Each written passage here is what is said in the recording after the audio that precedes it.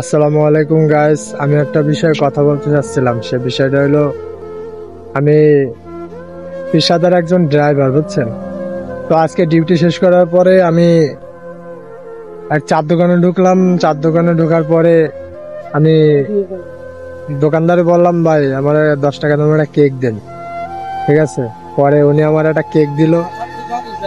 তো উনি জিজ্ঞাসা করতেছে, এই এই যে সেই কেকটা, হ্যাঁ এই ব্যক্তি কেকটা। আমার কাছে আজকে টাকা ছিল না, বুঝছেন, যার কারণে আমি এই কেকটা নিলাম। হঠাৎ করে ময়না পাখিটার কথা মনে পড়লো। তো উনি বলতেছে কি যে, ভাই আপনি এই কেকটা নিয়েছেন কিসের কারণে?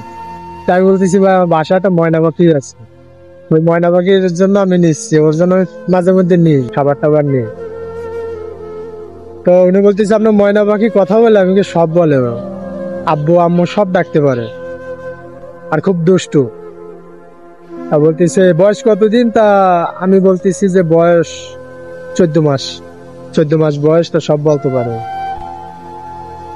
আর ওই ময়না পাখিটা মনে করেন যখন ডিম ছিল, ছোট্ট ডিম, সে ডিম অবস্থায় আমি ওরা খুব যত্ন করে রাখছি।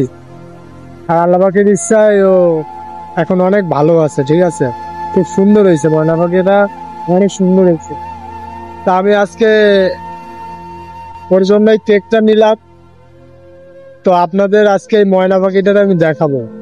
ও আমার খুব কাছের, মানে এই পৃথিবীর ভিতরে যত আপন লোক আছে, তা মনে করেন সব থেকে ওই আমার আপন জন। তো আপনারা যদি ময়না পাখিটারে দেখেন, অবাক হয়ে যাবেন, বুঝছে। আমি আপনাদের ময়না পাখিটারে দেখার চেষ্টা চাই। তো ফাইনালি আমি বাসায় চলে আসলাম। আসার পরে আমার ময়না পাখিটারে দেখলাম ওর আম্মুর কোলে, তো আমি কোলে নিলাম। নেওয়ার পরে খুবই ভালো লাগলো। আর এই যে কোলে যে যাকে দেখছেন, এই হলো আমার ময়না পাখি, ঠিক আছে।